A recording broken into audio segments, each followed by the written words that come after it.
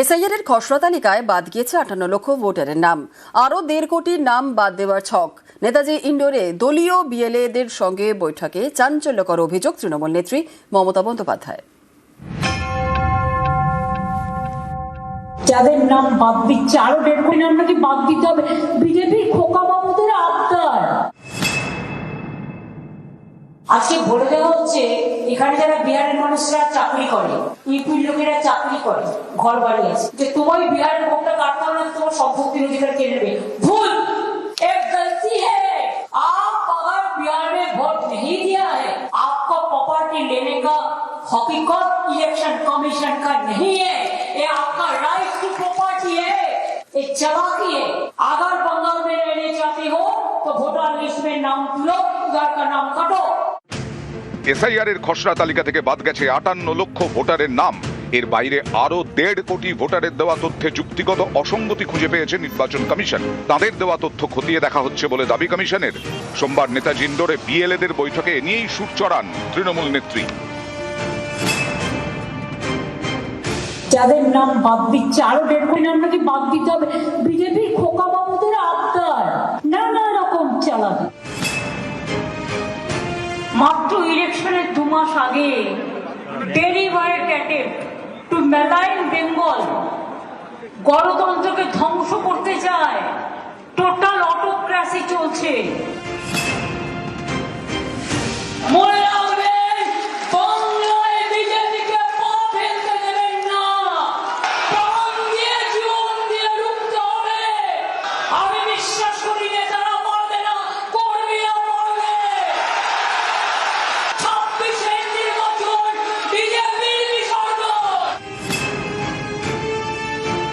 বাংলা জিতলে দিল্লি কাড়বো, এবং বাংলায় আমরা বেঁচে থাকলে ও দিল্লি কাড়বো, ও সরকার পড়ে যাবে, নিজেরা পেছু উঠবে, করতে বাধ্য বাধ্য বাধ্য। শহুরে এলাকায় ভিন রাজ্যের ভোটারদের বাদ যাওয়ার যে অঙ্ক, তা নিয়ে এদিন কড়া বার্তা দেন মমতা বন্দ্যোপাধ্যায়। আজকে বলে দেওয়া হচ্ছে এখানে যারা বিহারের মানুষরা চাকরি করে, ইউপির লোকেরা চাকরি করে, ঘর বাড়ি আছে, যে তোমার বিহারের ভোটটা কাটতে হবে না, তোমার সম্পত্তির অধিকার কেড়ে নেবে। ভুল, एक गलती है। आप अगर बिहार में वोट नहीं दिया है, आपका प्रॉपर्टी लेने का हकीकत इलेक्शन कमीशन का नहीं है, ये आपका राइट टू प्रॉपर्टी है, ये चालाकी है। अगर बंगाल में रहने चाहते हो तो वोटर लिस्ट में नाम तुलो, उधर का नाम काटो। আমার ভবানীপুরেও 44,000 বাদ। ইলেকশন কমিশন নিজেদের ভাবেন কি বাদ দিয়ে আমাদের হারাবেন? আপনারা বাদ চলে যাবেন। দিল্লি কা লাড্ডু খেয়ে সন্তুষ্ট হয়নি, বাংলা কা লাড্ডু না, বাংলার রসগোল্লা আছে। মুর্শিদাবাদের একটা ছানাওয়ালা খেলেই পেট ঢাই ঢাই করবে, আর বর্ধমানের একটা ল্যাংচা খেলে, আর জয়নগরের একটা মোয়া খেলে, মাথায় রাখো ভালো করে। এইরকম বাজে হোম মিনিস্টার আমি জীবনে দেখিনি। স্বৈরাচারী, দুরাচারী, তিনি টোটালটা কন্ট্রোল করছেন, প্রধানমন্ত্রীও কন্ট্রোল করে না। আমার ডাউট আছে, দাঙ্গাকারীরা যদি দেশ চালায়, সে দেশের কি হতে পারে? যা হচ্ছে দেখতেই পাচ্ছেন। এসআইআর এর নাম বাদ যাওয়ার আশঙ্কায় রয়েছেন মতুয়ারা। তাদের অনেকে সিএএ এর মাধ্যমে নাগরিকত্বের আবেদন জানালেও এখনো নাগরিকত্বের সার্টিফিকেট হাতে পাননি। এই পরিস্থিতিতে ভোটার তালিকায় তাদের নাম থাকবে কিনা তা নিয়ে সংশয় তৈরি হয়েছে অনেকের মধ্যে। এদিন নেতাজি ইন্ডোর থেকে সেই মতুয়াদের বার্তা দেন তৃণমূল নেত্রী, বার্তা দেন সংখ্যালঘুদেরও। আমি এখনো বলছি, বাংলায় মতুয়া থেকে শুরু করে যারা আছেন কোনো ভয় পাবেন না। বিজেপি আপনাদের মধ্যে বিভাজন করার চেষ্টা করছে টাকা দিয়ে। আমি পরিষ্কার বলছি, আপনারা নিজেরাও সংঘবদ্ধ হন। নিউজ 18 বাংলা। এসআইআর এর খসড়া ভোটার তালিকা প্রকাশের পর নেতাজি ইন্ডোরে দলের বিএলএদের নিয়ে বৈঠকে তৃণমূল নেত্রী। বুথ স্তরের এজেন্টদের বাড়ি বাড়ি যাওয়া সহ একগুচ্ছ নির্দেশ দিলেন মমতা বন্দ্যোপাধ্যায়। ম্যাপিংটাই তো ভুল, and it's a great blunder। আপনি 2000 2 এর পর যে ডিলিমিটেশন হয়েছিল সেটা আপনি কনসিডার করেছিলেন।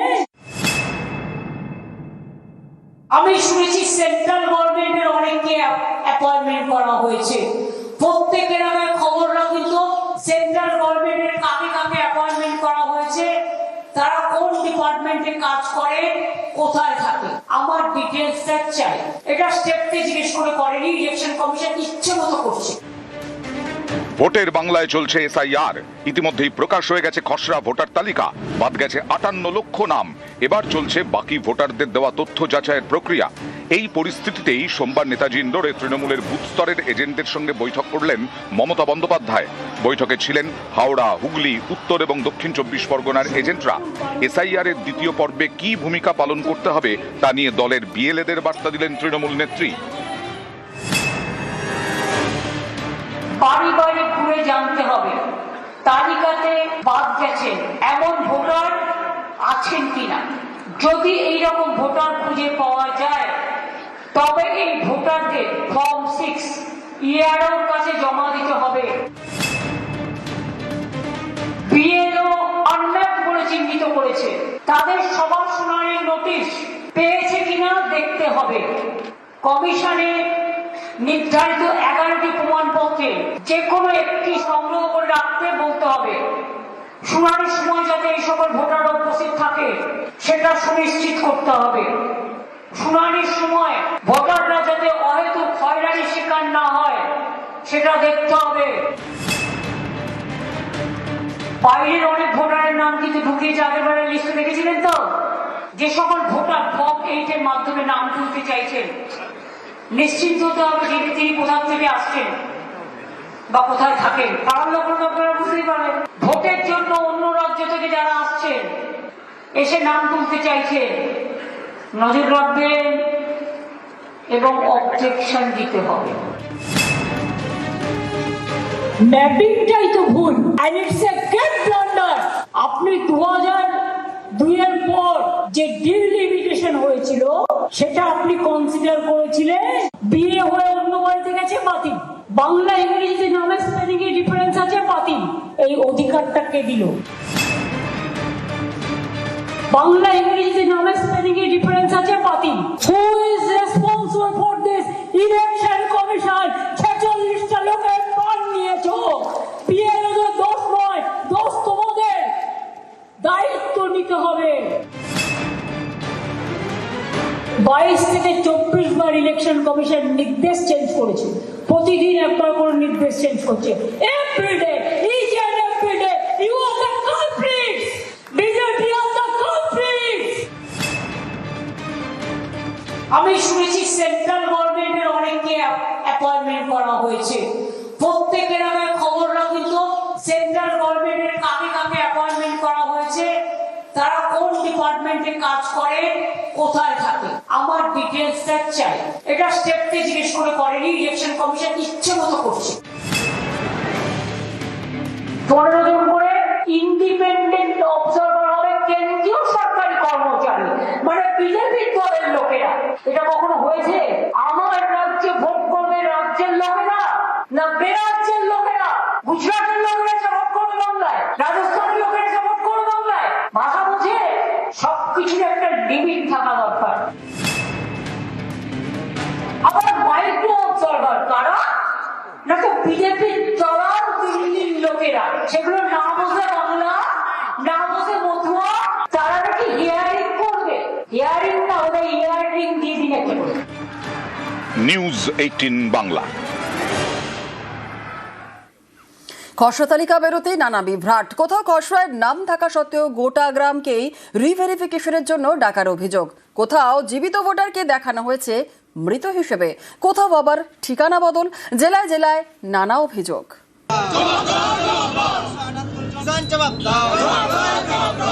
মালদার চাঁচলের সুতি গ্রাম বাসিন্দাদের অভিযোগ, খসড়া তালিকায় নাম থাকা সত্ত্বেও গ্রামের 278 জনকে রিভেরিফিকেশনের জন্য ডাকা হয়েছে। এতে ক্ষুব্ধ গ্রামবাসীরা। কমিশন ও বিএলওর বিরুদ্ধে গাফিলতির অভিযোগ তুলে সোমবার তারা বিক্ষোভ দেখান। বিএলও জানাচ্ছে আমাদেরকে 278 জনের ভোট বাতিল, মানে ভোটের রিভেরিফিকেশন। এখানে এই বুথে 278 জনের রিভেরিফিকেশন হয়েছে। আমারও সেম। আমরা বুঝতে পারছি না কিছু, আমরা সবই ঠিক দিয়েছি কাগজপত্র। 2002 আমার তো নাম ছিল না, কিন্তু বাবা মায়ের নাম ছিল, তাদের দিয়ে আমরা ডকুমেন্টসগুলো সম্পূর্ণ করেছি। ভোটারদের দাবি কোথায় রিভেরিফিকেশন হবে, কি তথ্য লাগবে তা এখনো পর্যন্ত তারা জানেন না। চাঁচলের সুতির 17 নম্বর বুথের বিএলওর দাবি নির্বাচন কমিশনের নির্দেশ মতোই কাজ হবে। এটা তো একটা টেন্ডেন্সি ছিল যে বিভিন্ন রকম বিভ্রান্তিতে ফেলার। ইলেকশন কমিশন সেন্ট্রাল গভর্নমেন্টের প্ররোচনায় যে কোনো বা ব্যাপারে হোক বা যে কোনো ভাবে হোক মানুষকে হ্যারাসমেন্ট কি করে মানুষ হবে সেটাই চাই কেন্দ্রীয় সরকার। যাদেরকে তৃণমূলের নেতারা ভোটের জন্য পশ্চিমবঙ্গে ঠাঁই দিয়েছে, যাদের ডকুমেন্টস ঠিক নেই, তাদের নামের ঠিক নেই, যাদের পদবীর ঠিক নেই, যারা শ্বশুরকে বাবা বানিয়েছে, অবৈধ ভোটারদের নাম বাদ যাবে। বীরভূমের সিউড়িতে আবার অন্য অভিযোগ। 6 নম্বর ওয়ার্ডে দেশবন্ধু পল্লীর বাসিন্দা গঙ্গা মাল। পরিবারের দাবি এসআইআর ফর্ম জমা করেন তিনি, কিন্তু খসড়া তালিকায় দেখানো হয়েছে গঙ্গা মৃত। দেখছে আমাদের সবারই নাম রয়েছে, ওর নাম নাই, ওকে বাতিল করে হয়েছে। এখন ওর নামটা উঠাতে হবে, না হলে তো অসুবিধা আছে। কি নাম্বার, পার্ট নাম্বার নাকি ভুল আছে নাকি বলছে বাবা জানি না। খসড়া বিভ্রাট উত্তর 24 পরগনার নিউ বারাকপুরেও 9 নম্বর ওয়ার্ডে একাধিক অভিযোগ। 2 সালে তো আমার নাম ছিল, এখন ভোটার তালিকা দেখতে ভাই দেখতে গেছিল, ভোটের নাম নেই, মানে আমি মৃত বলে ওখানে জানা গেছে। বিএলও বলছে যে আমরা সবকিছু আমাদেরই ভুল, আমরা সবকিছু ঠিক করে দেব।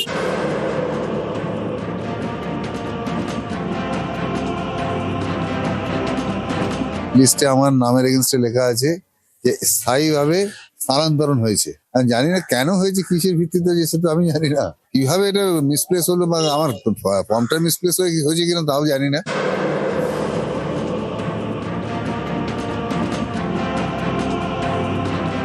আর নতুন লিস্টে নেই, উঠেনি, নাম উঠেনি। কেন ওঠেনি? উঠেনি, ওর ফর্ম ফিল আপটা করা নাকি ভুল হয়েছে। তারপর ওরা দেখাইছি, ও বলছে কে করেছে, আমি বলছি ওদের বলছে যে ওরা করেছে। তা বলছে ঠিক আছে, আপনি আবার ডকুমেন্ট যা আছে দিয়ে যান।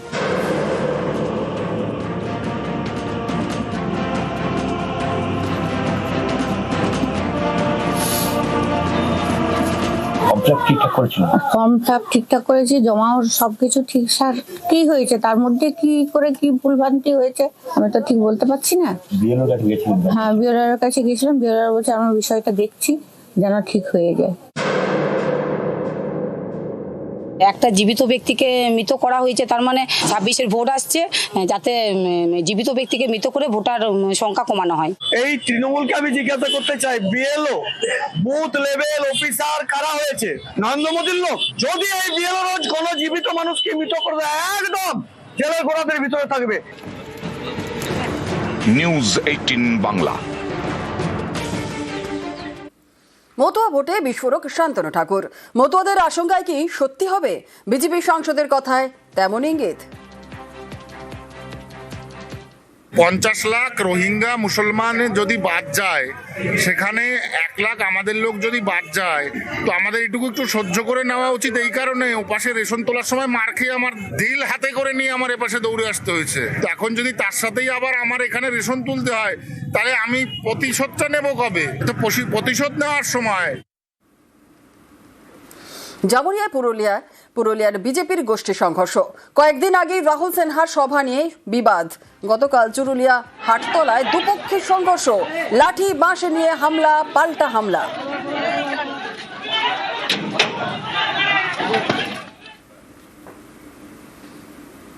বিজেপি পরিচালিত পঞ্চায়েতে কাজের জন্য টাকা বরাদ্দ, আর সেই টাকায় কাজ পাশের তৃণমূল পরিচালিত পঞ্চায়েতে। তমলুকে এমনই চাঞ্চল্যকর অভিযোগ। বিজেপি তৃণমূল তরজা তুঙ্গে, টানাপোড়েনের জেরে কাজ বন্ধ।